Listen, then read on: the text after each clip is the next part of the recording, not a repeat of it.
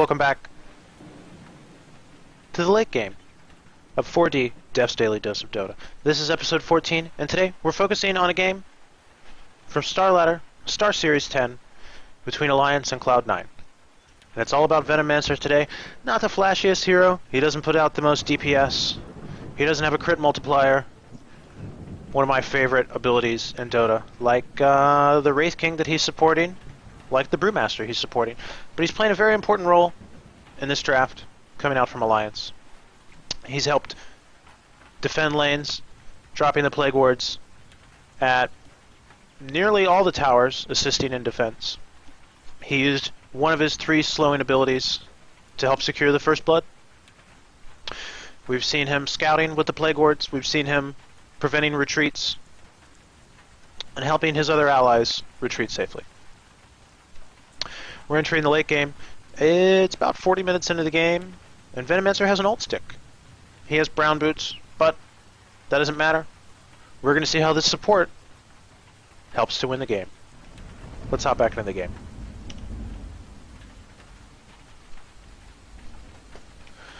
When we left off, Venomancer had picked up the Veil of Discord. 25% magic increase. That'll let you do about a 20% increase once you factor in the multiplicative values.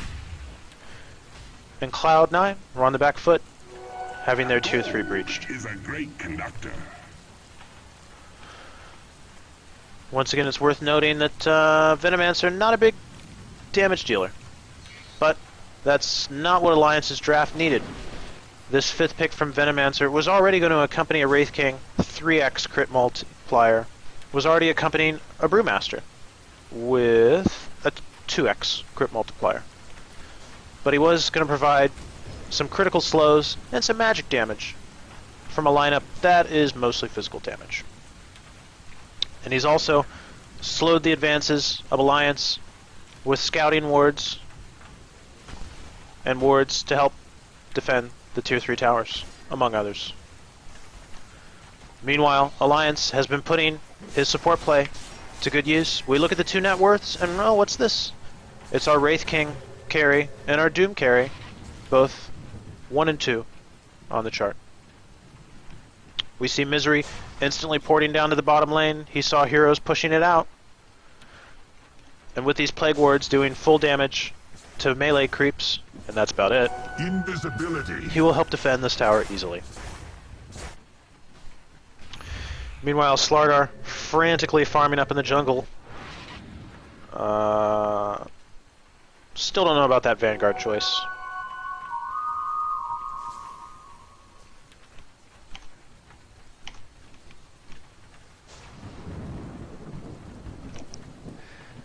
As we see him also using the wards to scout out Roshan. It's going to be up very soon, and with a 40-second duration, that one click will cover the Roshan. And what do you know? There it is. It automatically attacks it, or Roshan attacks it. And Alliance instantly know that Roshan is ready. So we see our 2 strength carries in the front line, along with Venomancer this time, getting the ward down.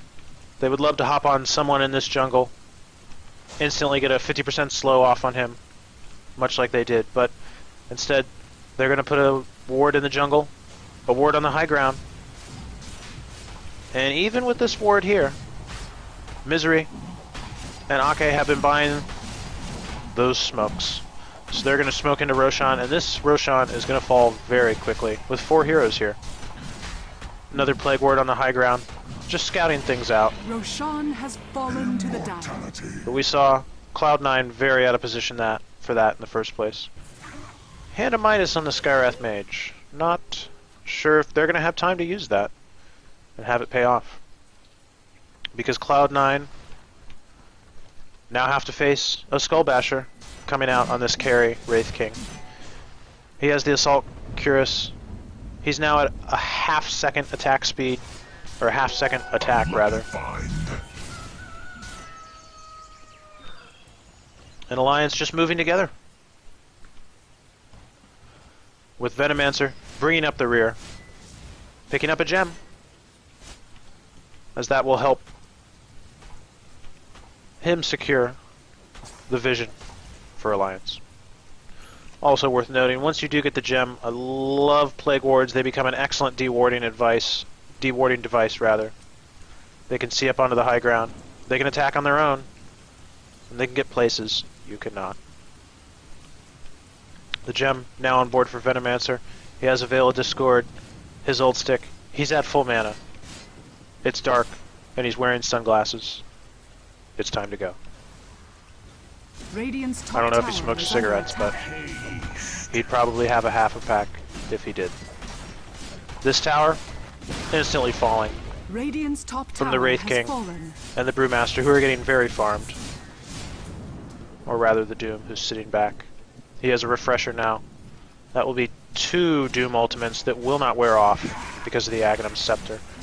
And these Plague Wards just pushing up onto the high ground, getting vision, being difficult to take out, and soaking up damage for this tower.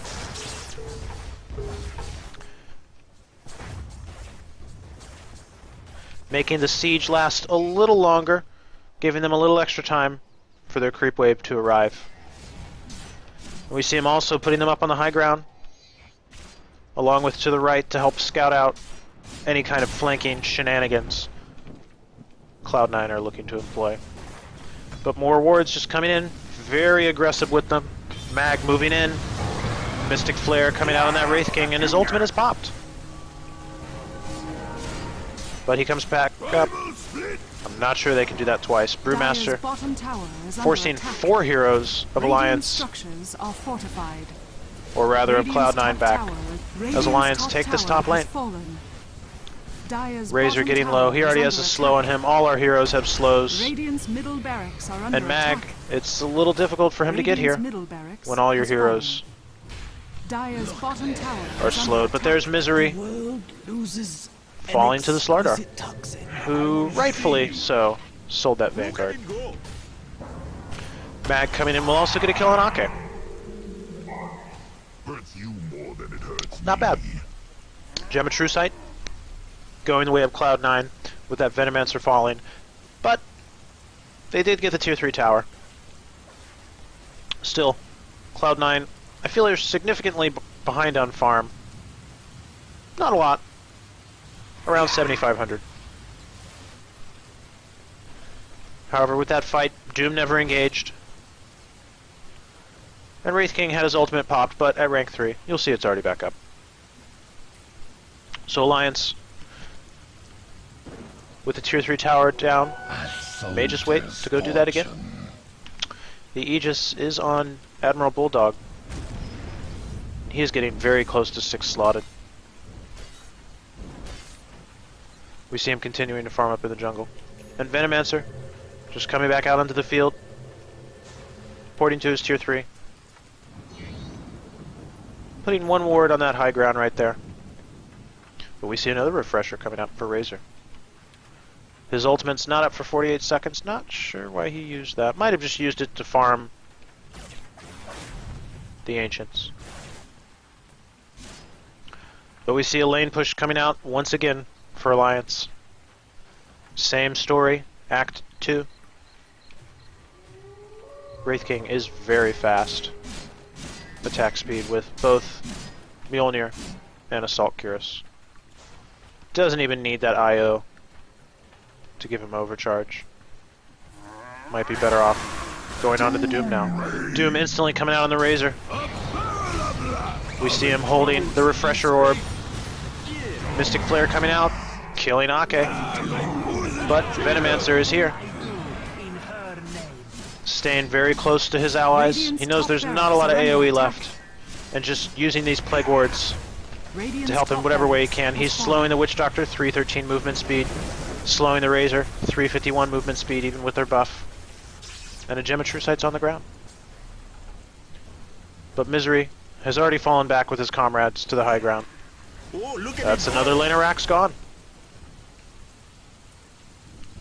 And Alliance, very happy with that, will retreat out. Doom did use the Refresher, casting that second Doom on Witch Doctor. And another death for our Slardar. Having a lot of damage come out onto him. Venomous Gale as well. We see Venomancer picking up another Smoke of Deceit. He has 1,000 gold, but no need. He has his core set of items already. Might as well save for buyback, especially since it's the late game, and one fight could turn the tide of the entire game. Also, you saw the Abyssal Blade coming out for Wraith King. He is being a very effective carry now. He has very fast attack speed. He has the crit aura from Doom, and he has a crit of his own. Not to mention a reincarnation, so even if they do burst him down, they're going to have to go through hell all over again. Misery just putting wards down in this bottom lane, slowing the push of the creeps coming outward, since he knows his Alliance brethren will be pushing in. Or will they? Aegis did expire. Instead picking up a 10-second BKB. Doom will be very hard to take down. You could say that for the majority of the Alliance heroes, with the exception of IO at 1000 HP. Venomancer, 57% physical resistance, 1600 HP. And Brewmaster, a strength hero, he's at 2k. Doom, 2.5k. And Wraith King, 2.2. Misery just staying here with the assistance of Brewmaster, keeping this lane pushed in. There's only one lane of racks. And this will be the next target for Alliance. 2 down, 1 to go. Slardar just coming up, using the amplified damage on him. I don't know why I have to hover over that. It's not like it's difficult to remember. Slardar really could use a rework. I mean, his ultimate's called amplified damage, come on. Might as well have just called it armor reduction. An illusion IO pushing out the lane. We see Venomancer just D'ing up, using the Plague Wards defensively. And this Roshan will not come up for another 2 minutes. But there's a flank of smoke coming out, and they may have caught Misery here, but he does get off his ultimate, doing significant damage. And what's this? The turnaround. All his heroes are close by. Witch Doctor blowing up instantly. Razor, the top net worth, coming in here. Eternal Envy falling quickly. Razor, he's the last hero. Skywrath Mage, very squishy. But there will be a stun and a retreat. But Wraith King, they may want to pursue. We see our heroes moving back in. That was a buyback for Venomancer. And what's this? Our heroes pushing in. Razor, the only one left, with his ultimate worn off. The BKB's gone as well. The Mystic Flare, not enough to kill our BKB Brewmaster. And that's a full wipe, with the assistance of the Venomancer, who did buy back. And what do you know? His ultimate's already off of cooldown now. Fata coming in, trying to drain the damage of Wraith King. But with multiple dots on him and the Venomous Gale, this may be too much. And the GGs come out. That would be the end of the game. This lane of racks was falling.